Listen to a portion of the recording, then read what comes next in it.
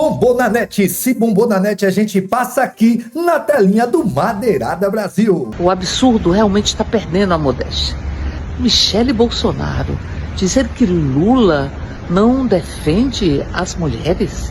Será que ela não lembra o que aconteceu no Brasil quando seu marido foi presidente da República?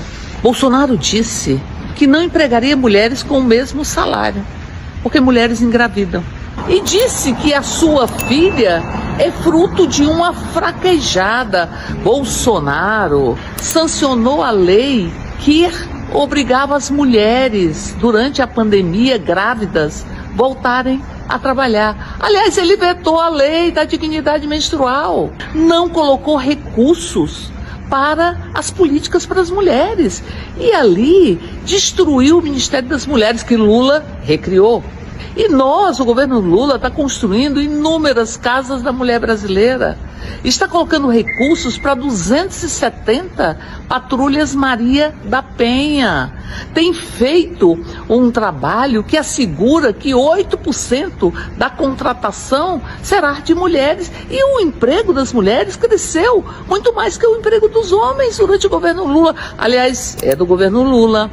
A igualdade salarial entre homens e mulheres. Sabe que Bolsonaro fala de mulheres que o estupro seria um prêmio para as mulheres bonitas, porque as mulheres feias não mereciam ser estupradas. Ora, respeite o povo brasileiro, respeite a verdade. Bolsonaro fez um governo contra as mulheres e Lula faz política pública para que nós mulheres não tenhamos dor em sermos mulheres. Tome vergonha. Meu amigo, minha amiga, a direita brasileira, ou melhor dizendo, a extrema-direita bolsonarista aqui no Brasil, é um fenômeno que precisa ser profundamente estudado e profundamente investigado cientificamente, mas não à luz da ciência política ou das ciências sociais, não, mas sim diante da psiquiatria. Porque o que fazem algumas das criaturas que têm espaços aqui nas redes sociais é um negócio que faria Júlio Verne ficar até com uma certa timidez diante da obra ficcional que eles são capazes de produzir com as suas cabecinhas.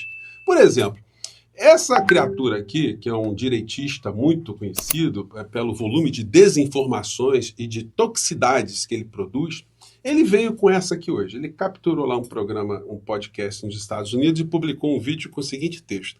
Urgente.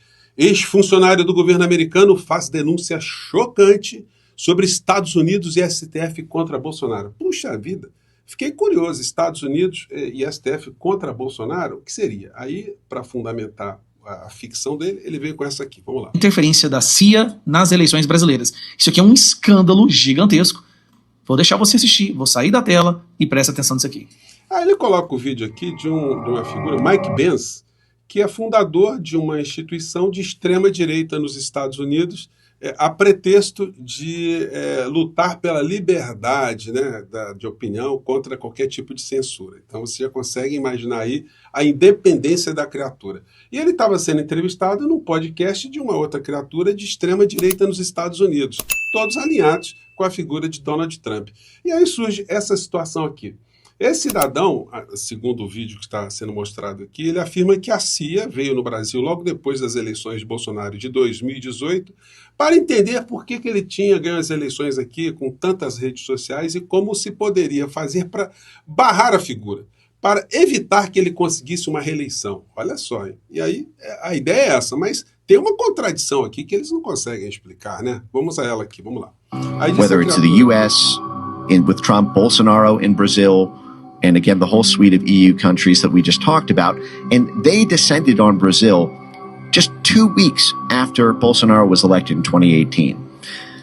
Tá dizendo, 2 semanas depois do Bolsonaro ser eleito, né? The Atlanta Council and NEB held all these meetings about how Bolsonaro only won because of basically social media and end-to-end encrypted chats like WhatsApp and Telegram. Então a história é essa. E a partir daí, então, o Bolsonaro estaria sendo bombardeado, né? E aí a gente vê canais da extrema-direita, como esse aqui da Bia Kicis, falando a mesma coisa. Mike Pence, após as eleições de 2018, um tribunal de censura foi instalado no Brasil. Qualquer conteúdo pró-Bolsonaro deveria ser barrado. Assista e repasse. Então, esse é o discurso dessa gente aí. Só que tem uma incoerência muito grande, né? O Bolsonaro foi eleito em 2018, final de 2018, tomou posse em janeiro de 2019.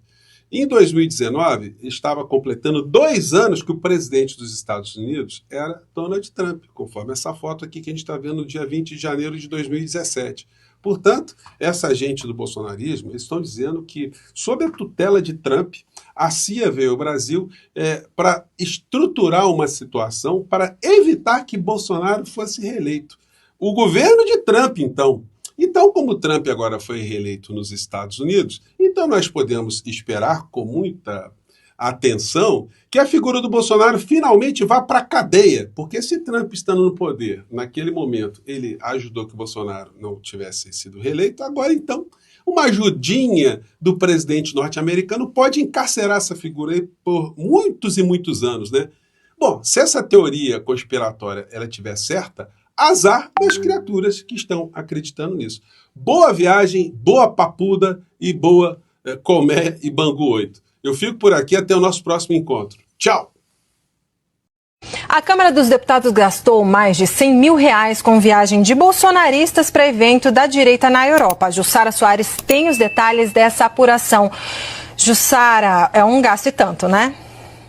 É isso, Débora. Segundo os dados que estão disponíveis no site da Câmara de Deputados, foram gastos R$104 mil para financiar a viagem de 6 deputados bolsonaristas a Bruxelas, para um evento ali no Parlamento Europeu com parlamentares congressistas da direita. Esse valor foi gasto com passagens aéreas e também diárias. Entre esses parlamentares que receberam esses valores estão Eduardo Bolsonaro, Bia Kicis, Júlia Zanata, Gustavo Gayer e Marcos Polon. Esses foram os parlamentares que receberam esses valores. Nesses eventos, Débora, o que é importante a gente destacar é que eles fazem críticas a Alexandre de Moraes e também falam também que sofre uma perseguição aqui no Brasil, né? Citam que a oposição ao presidente Lula é perseguida. Esse detalhe, Débora, é importante porque isso vem numa sequência de uma série de outras viagens que bolsonaristas têm feito pelo mundo afora, tentando se organizar com outros representantes da direita no mundo para tentar denunciar essa suposta censura e perseguição no Brasil. Só para a gente contextualizar, na semana passada... As contradições do pobre que apoia a direita. No Brasil, um enigma político persiste: o pobre que apoia a direita. Este fenômeno que desafia a lógica e a razão é uma verdadeira contradição ambulante. Vamos explorar, com um toque de sátira, por que essa escolha é tão paradoxal e quais são as implicações para a classe trabalhadora. Imagine um cenário onde um trabalhador braçal que luta para pagar suas contas no final do mês decide apoiar um partido de direita que defende cortes em programas sociais e benefícios trabalhistas. Parece absurdo, não é? Mas é uma realidade que vemos com frequência. A direita, historicamente, tem sido a defensora dos interesses das elites econômicas, das grandes corporações e do capital financeiro. Então, por que alguém que pertence à classe trabalhadora optaria por apoiar um grupo que, em teoria, não tem seus interesses em mente? A primeira contradição reside na questão econômica. A direita costuma promover políticas de austeridade, redução de impostos para os mais ricos e desregulamentação do mercado de trabalho. Essas medidas, embora possam beneficiar os mais abastados, tendem a piorar as condições de vida dos trabalhadores. Outra contradição é a questão dos serviços públicos. A direita frequentemente defende a redução de gastos com saúde, educação e previdência. Para um trabalhador que depende desses serviços para sobreviver, apoiar tais políticas é como cortar o galho em que está sentado. A terceira contradição é a cultural. A direita, em muitos casos, adota discursos que promovem a discriminação e a divisão social. A verdadeira força da classe trabalhadora está na união e na luta coletiva, não na divisão e no individualismo. A sátira aqui é inevitável. É como se o pobre de direita estivesse votando para garantir que os ricos fiquem mais ricos, enquanto ele continua na mesma situação ou pior. A esperança de que algum dia ele também será beneficiado por essas políticas é uma ilusão que muitos compram, mas que raramente se concretiza. Em resumo, O pobre que apoia a direita é uma contradição viva. É um lembrete de que a educação política e a consciência de classe são essenciais para que os trabalhadores possam fazer escolhas que realmente reflitam seus interesses.